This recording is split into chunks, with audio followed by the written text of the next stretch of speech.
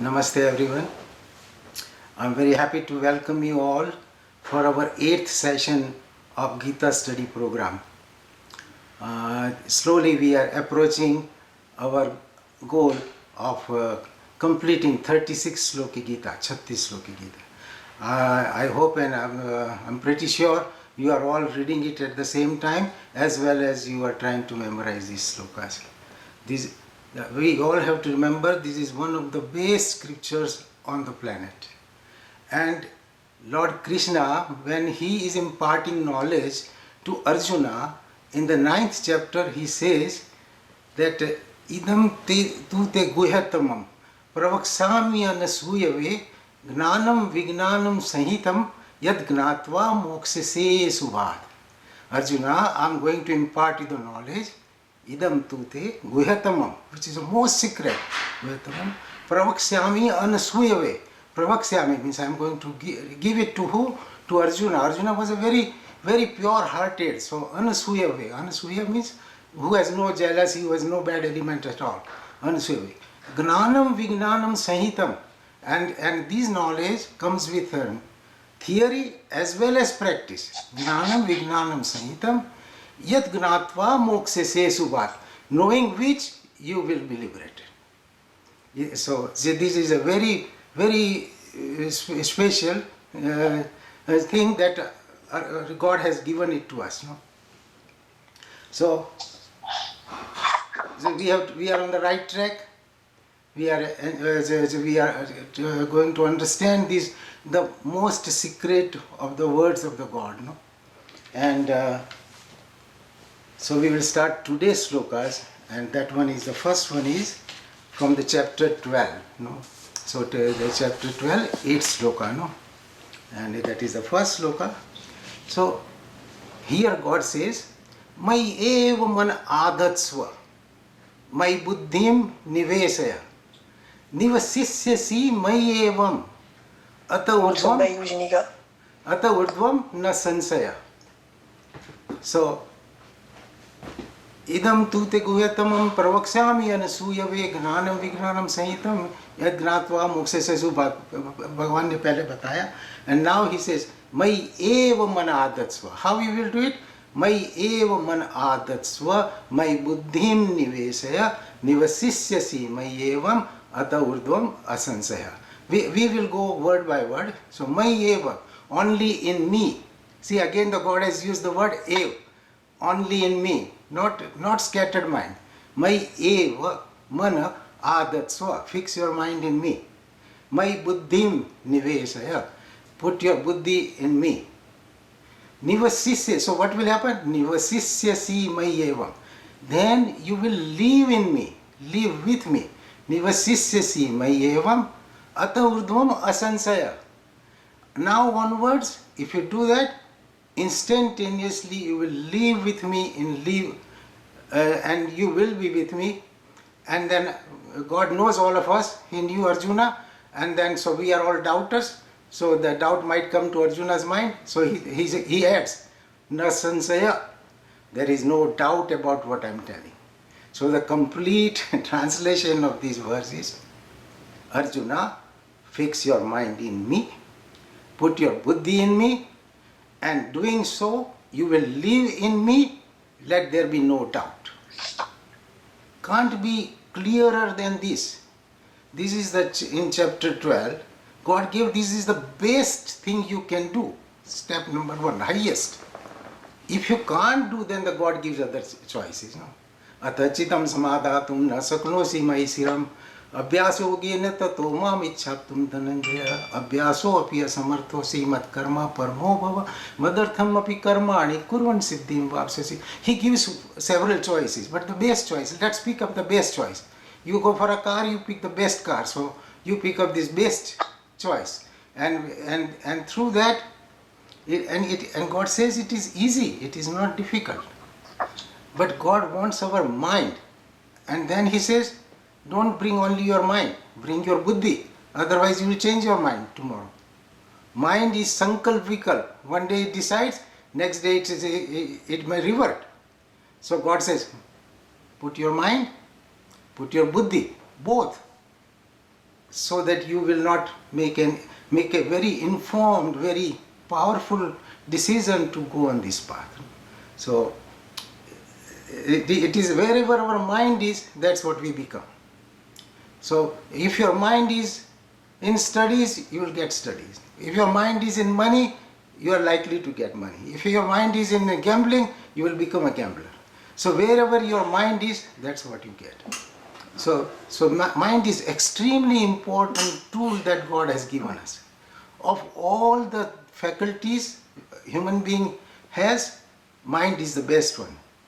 So that's why in Vibhuti Yoga God says, the mind is the sixth sense, and it is very, very powerful. So we have to focus our mind, and then we can act in anything. We are all accomplished people. We know wherever we put our mind. We work for 20 years, 30 years to become a doctor, we become doctor. You want to get money, you get money. Wherever you put your mind, whatever you give your life to, you get it. So God says, put the mind. The mind, it is important to understand how mind, intellect works. No? So mind has two parts. One is objective mind and another one is subjective mind. Objective mind means whatever you perceive through the senses. There are 5 senses, we all know. And through those senses, all the input goes to mind. So that is objective mind. It's like a camera screen. You see it comes on your screen. In between, if somebody talks, that auditory sensation also goes on the screen. If there is a bad odor, that will also go. So multiple things go on the mind. So that is objective mind. It receives all this sensory input. Then that it cannot decide anything for you. So this part is called manas in Sanskrit, means just receiver, manas. Behind that is the objective mind. Subjective mind. Subjective mind which analyzes the information.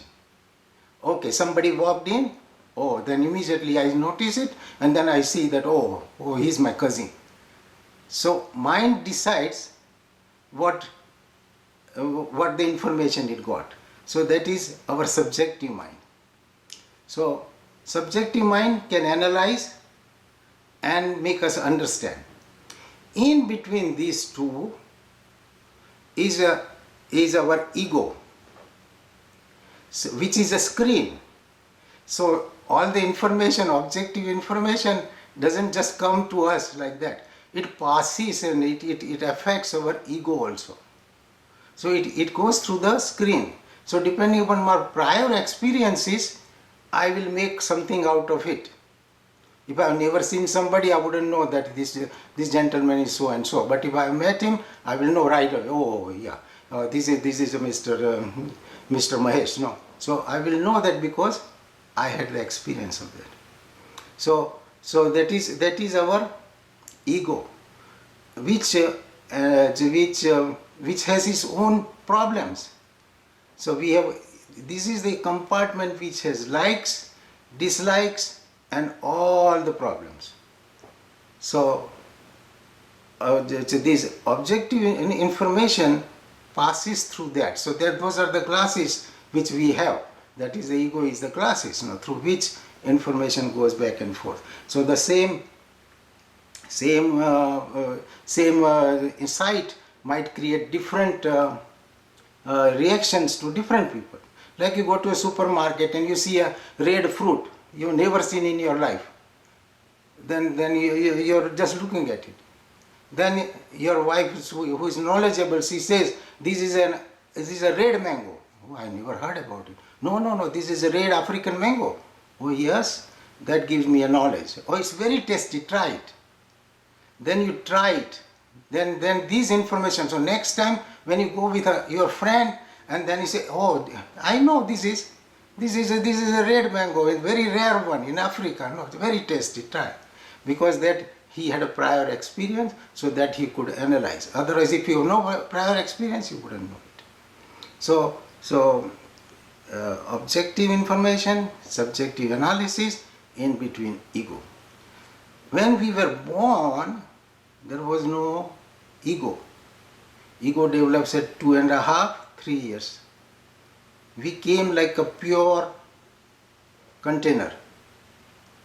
So it's Sant Kabir says that, आए सब एक घाट से, उतरे सब एक घाट, हवा लगी संसार की, हो गए 12 घाट. We came from one platform. You can call it anything. You can call it anything. You can call it God, the super soul, master, creator, whatever. We came from there. I was just looking at the other day the snowflakes, like snowflakes. You don't know where that flake is going to drop. If it happened to drop in this house, the guy will be called Hindu. If it dropped in the next house, he would be called Christian. That soul has no idea whether he's Christian, he's Hindu, he's white, he's pale, he is colored, he's uncolored. So this is the truth, ultimate truth. Sant Kabir describes very nicely. आए सब एक घाट से, उतरे सब एक घाट, हवा लगी संसार की, हो गए 12 घाट. Otherwise, I didn't know that you are Indian, or you are Hindu, or you are Christian. You are not born with the religion, you are not born with anything, you are just pure soul. And then the influence of the society, your parents told that you are Indian, this is India. Little kids, they play with the white kid, black kid, yellow kid, everybody together very joyously. They have no idea and no worries. So we were born without ego. And Ramakrishna, Bhagavan Ramakrishna says, we are born with two kinds of buddhis, So that is vidya buddhi and avidya buddhi. At the birth, it is the equal portion. It is dormant. Depending upon what we get exposed, whatever we get ourselves, our parents, our teachers, our society, our TV, our newspaper, whatever information we get, that creates all these different identification and coloring of the ego. Then we start seeing the things differently. So God says, give me your mind, give me your buddhi. If we give both, of course ego will go away, you will be pure soul, and then God says there will be no problem. But we are very doubters. So we say, if I give my intellect and if I give my mind, then I will be a Buddha. God says, no, you will be a Buddha, not Buddha. I will in return color and give you the new glasses, Bhagavad Gita glasses or divine glasses. I'll give you a Buddhi Yoga. With that, you will see everything as divinity. When God says you will live with me, we are not physically dying tomorrow and going to live with Him. When He says you will live with me instantaneously, that means your vision and understanding will change instantaneously. So God gives you the glasses. God says that I will give you different kind of glasses. I will give, that is divine glasses. So that your understanding, which it is now selfish and colored with all these layers from your training since birth, you need a replacement. So if I replace it with the Buddhi Yoga, you will be fine. Buddhi Yoga we discussed last time. Buddhi Yoga means understanding which is anchored in soul. So you're purified Buddhi, you're purified intellect, uncontaminated intellect. God says, I will give it to you, and through that you will be able to see and perceive everything as my creation. And the fact is that all is God, whole creation is God, God resides in everyone. In Bhagavad Gita, at least 30-40 places He says, I reside in you, I reside everything out. There are so many slokas, the time doesn't permit, otherwise we can go through many. So at one place, okay, let's see one. Bhairantascha bhutanam acharam charam evacha sukshmatvat avigneyam durastam chayakanti chakara. Means Bhahirantascha bhutanam, inside and outside in everything. Bhahirantascha bhutanam acharam charam evacha, moving and non-moving. Sukshmatvata vigneyam, because it's so subtle you can't see. You don't see microwave, so you don't see me. What's a big deal? So it's a simple thing, no? So you can't see me. Bhairantasya bhutanam acharam charam evacha sukshmatvata vigneyam durastham chantike chatata. Very far and very near in your heart. So this is what God when says, Mayeva manadatsva, my buddhim nivesya, nivasisyasi mayevam ata urdvam asansaya. So we should do that. And God says, try it. If it doesn't happen, come and complain to me, get angry at me. He says, asansaya. Even when a manager of IBM gives you something that you will get a pension plan, we believe it and we become happy. We don't question. Here Lord Almighty is telling us, so we better believe it. Okay. So we will go on the second sloka. And the same thing God says that give me your mind. In the 18th chapter, God says, Chetasa sarva karmani mai sannasya matpara buddhi yogam upasritya matchitta satatam bhava. Here he gives very nicely. Chetasa sarva karmani means all karmas you put it in mind. Chetasa sarva karmani mai sannasya matpara buddhi yogam upasritya matchitta satatam bhava. Taking the ladder of buddhi yoga, be one with the mind always in me. And then what will happen? Matchitta sarva durgani mat prasadat tarisyasi athachatvam ahankarat nasrosyasi vinasyasi. And by doing so, matchitta sarva durgani means all the problem. Matchitta sarva durgani mat prasadat. Then you will get my grace. Mat prasadat tarisyasi, all difficulty.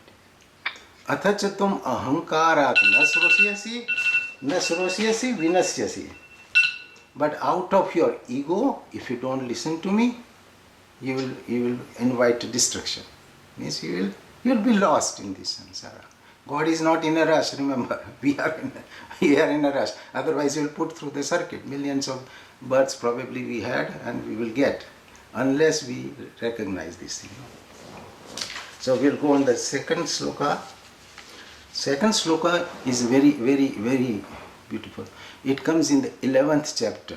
After God shows him the Vishwarupa darshan, then he says that, Arjuna, the way you saw me only is possible by Ananya Bhakti. There is no other way. Now, there is a 2 slokas before that, so I'll recite that. Na aham vede na tapasa, na dane na chajya, sakya evam vedyo drashtim drastvana simamyata. Arjuna, the way you saw me is not possible by studying Vedas, not by doing my puja, not by reading the scriptures. Then how God it is possible?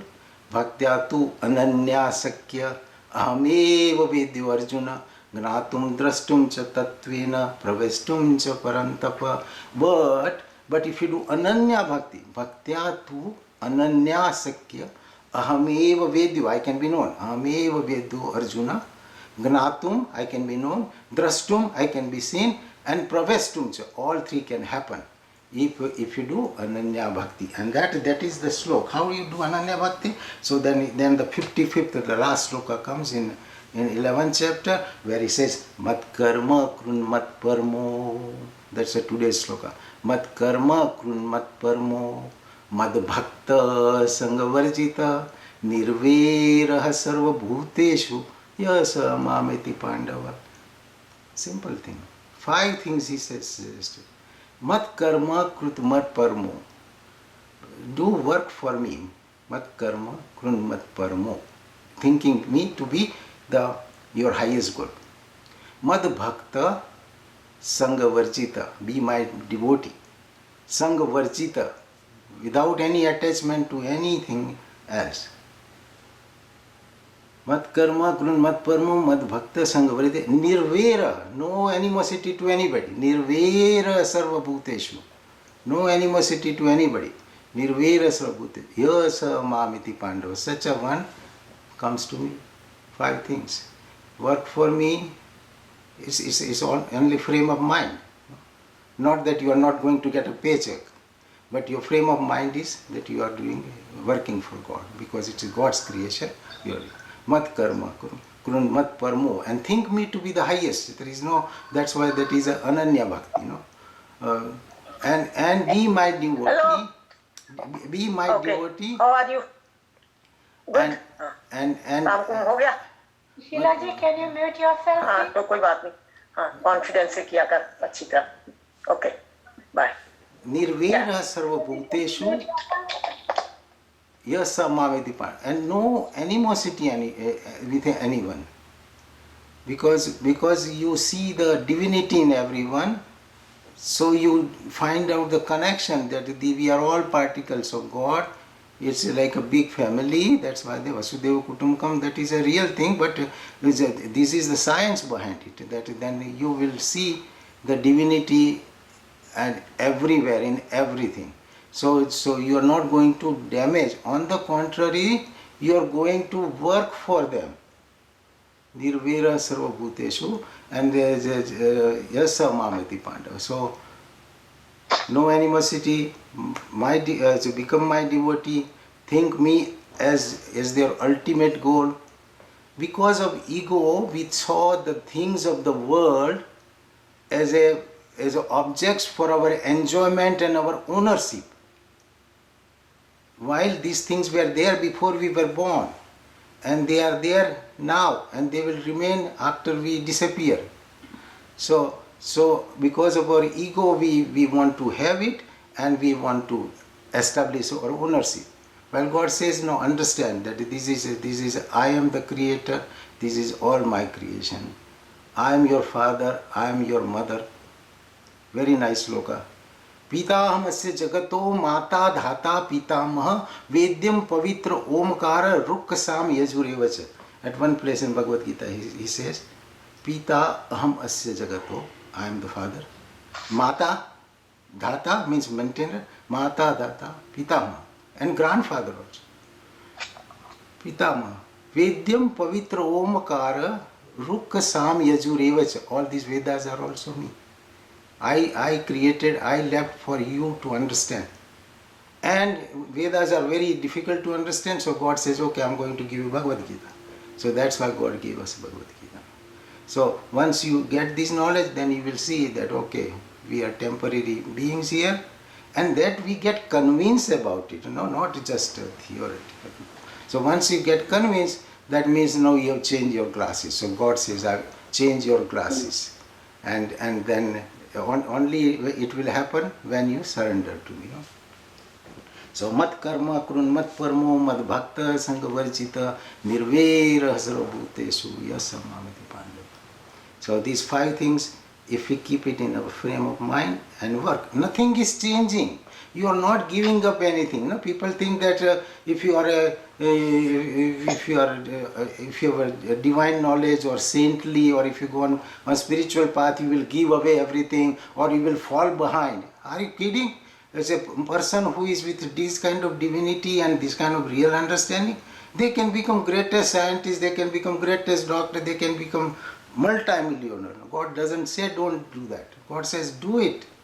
Do it secular and spiritual both simultaneously. That's why I gave 2 hands to you. One is your secular hand, one is spiritual hand. Do both, and then you see the strength will increase. One hand strength, second hand strength, 2 together can lift even more. So become both. So we are not giving away anything. We are not throwing $100 bills because we are just reading this thing, or we are not falling behind. You can compete with anybody who is selfish and who is motivated by worldly thing. You can compete with them. All these greatest things have come from the spiritual giants.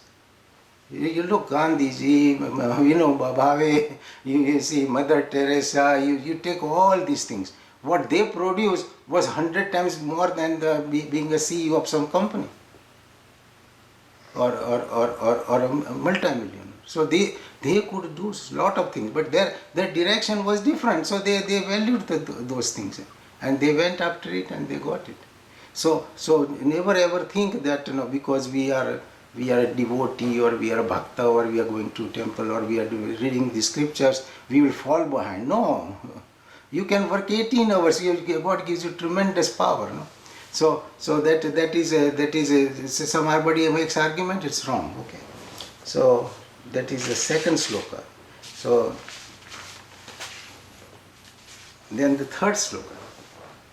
God says, Udvaret atmana atmanam na atmanam avsadhet atmev atmano bandhu atmev ripuratmana. God says, listen, I sent you all with a complete unit, one mind per person. I gave you mind, I gave you intellect, I gave you physical strength. So there are three strengths we have. One is muscular strength, one is psycho-intellectual strength, means mind and intellect, and the third one is spiritual strength. Everybody got same. God says, I gave you these and I gave you free choice also, free will. Limited, but free will you have. So you will have to do this on your own. I left scriptures behind. My saints are telling you around the clock, and now to believe it and do it is your job. You don't do it, then bad luck. Udvaret atmana atmanam na atmanam avsadet atmev atmano bandhu atmev ripuratmana. So with yourself, means the intellect, mind, and you lift your limited self to and merge it with the super self. That part you have to do it yourself. So that part you have to do it. So traveling, we have to do it all alone. We came alone. We are going to go alone, and we are responsible for ourselves. God says, don't find excuses. Nobody can deteriorate unless you cooperate. Unless we cooperate to fall or deteriorate or degrade, no circumstance, no one can do it. So God says, no, just use your power that I have given you equally to everyone and then go from there. So that is Udvaret atmana atmanam na atmanam vasadet atmev atmano bandhu atmev ripuratmana. Then he gives a practical suggestion in the fourth sloka. And God in Bhagavad Gita tells everything. So here he says what you should do, how you should live. So that clarifies a lot of things. So you can learn Gita from Gita. That's how I learned. One sloka clarifies the second one, second clarifies. And we can go from anywhere to anywhere. See, this 36 sloki Gita today we did from different chapters, but they are all connected, beautifully connected. Atul bhai, I have a question. Yeah. Baby, how are you? Yes, good, very good. Thank you. I have a question, but I'm a little embarrassed to even ask such questions. Oh, we can ask any question, no problem. My question is, what is wrong with this life? Why we want to be liberated from this life? Yeah, but Like that means that we are implying that the life is so miserable that I don't ever want to live this life. But why not just be happy or learn to be happy with this? So God says that be happy, but you can only be happy with the right kind of understanding. Otherwise, there will be lot of difficulties, lot of miseries. But if you have correct understanding, then it is fine. All these big saints, they wanted the life after life. It says, God, give me life so that I can provide services to your creation. Right. They did not ask. I feel that, such life and just improvising through the life over and over again. Serve, be happy. Yes, that's when you say mukti, means you are getting better than what you are today. So you are getting 10 times better, and then you will live the life. So for that you have to enjoy different things. Dr. Chokshi, the compliment goes to the husband. Pardon? Who's made us happy. Add something Next to slide, do we start it. from where we ended? So basically,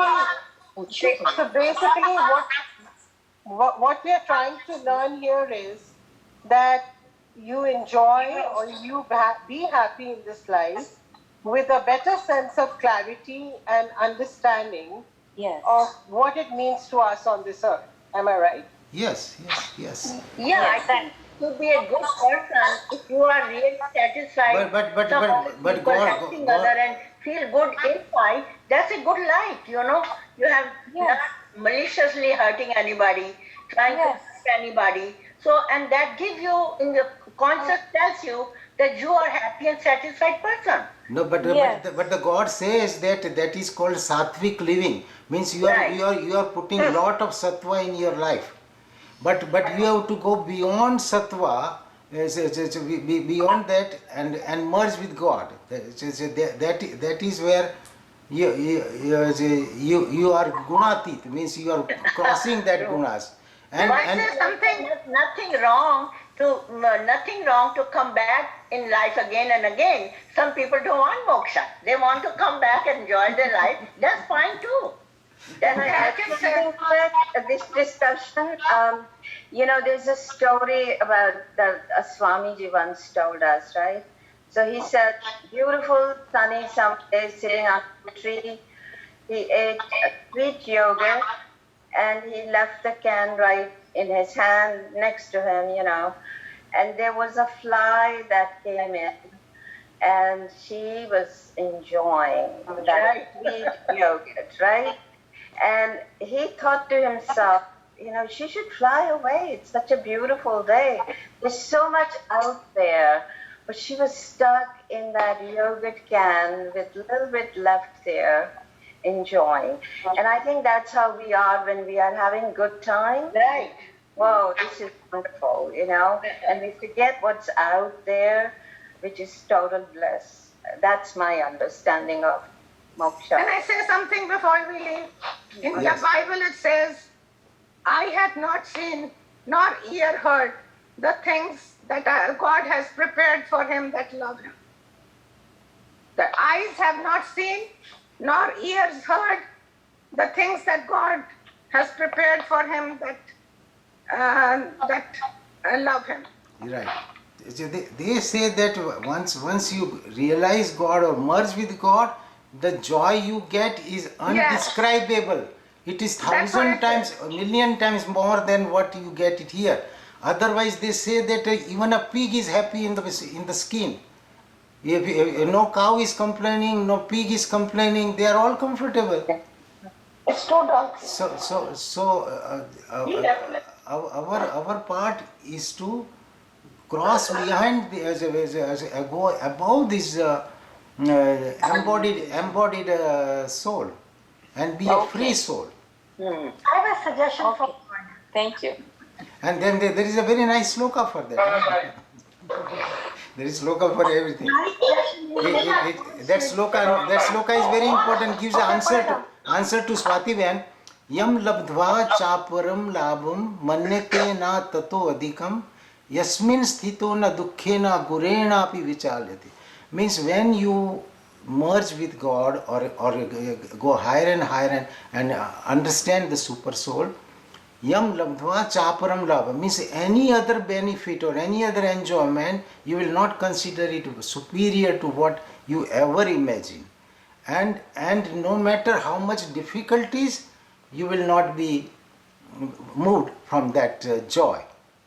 At the moment your life is going fine, so you are happy. Tomorrow something disastrous happen. Tomorrow somebody says that, oh Atul bhai, you have a carcinoma now and you have 1 month to live, and Atul bhai will be broken to pieces. But if you are enlightened and you know that, no, I am the pure soul, they say, okay, no, come on, sit down and let's do the Gita again, no, till the last day. That disaster to be able to bear, that comes only from divinity. Otherwise, no, everything is going fine and it's a nice air condition, you are comfortable and you are secured, you are fine. Let something bad happen to you. God forbid, nothing bad has to happen. But bad will happen to everyone. Everyone, including Princess Diana, no? So everyone. So nobody is an I exception. think Swati, your question is so valid. Because, we dream about things, we read about things, but we have never seen them. Yes. So we hear about moksha, it is bliss, but we have never attained it. We have no experience. So why are we running after which we don't even know whether it exists or not? Who has attained moksha? Who knows it is there? You understand, Dr. Chokshi? I understand Gita is saying, but I'm just saying, when we are dead, we don't know what moksha is. No. You want to get liberated when you are living. When you are dead, you will get another body. no? Right. Remember that's what that. I'm saying, Moksha is that not. if I get strong enough or stable enough or spiritual enough, that nothing, the sorrow or the bad or the good does not really matter to me. If I reach that stage, then I would rather come back to this life and serve. Yeah, so that's good. So God will love you. God will love you, that I will send you. I need the workers like you. That's what he says, that I need workers. So God says that devotees are my family. He says this is my family. Everybody else is a public. But the devotees are God's family. He But assigned to- you the job to do it. That's what But to get entry into that Right. family, you have to be worthy of it. And this becoming worthy of it, that is the spiritual sadhana. Why do you think Ramakrishna mission, there are thousands, ही कहते हैं कि मोक्षा से निकल के वो service करने के लिए आए हैं. right. That's what I'm saying. So- That's what they say. No, if you want to know more, just talk to the great swamis and saints who have spent whole life in serving the people and or teaching the other people. Ramakrishna mission, the saints, you talk to them and then you read about their the life history. You will see that they are moving God. They are moving God. There is a very nice sloka there. No, it's just last sloka. This is from some very ancient sloka. I don't know. It's very ancient. So anadhaya manuse vitte adhaya vedesu ye dvija te durdarshaha dusprakampaha tan viddhi brahmanastam. When you find somebody who has nothing to do with the wealth of this universe, anadhaya manuse vitte means he is unconcerned about power, position, money, anything. Adhaya vedesu ye dvija, but he is crazy after whatever is the spiritual wealth. When you find such a person, anadhya manuse vitte adhya vedesu ye dvija te durdarshaha, and such a person which cannot be moved from his belief, dusprakampaha tan viddhi brahmanastanu. When you find such a soul, know that is the moving Brahman, moving God. So that is a moving God. Just you can say Mahatma Gandhi or Mother Teresa or our Dadaji or any very highly evolved soul who has done nothing else but to serve the society, like Shankaracharya, Vallabhacharya, all these Acharya, Tukaram, Mirabai, all these. They are moving God because they have nothing to do with the world, they have everything to do with God, and that's it. They have hands and feet and they eat also and they sleep, but they are God.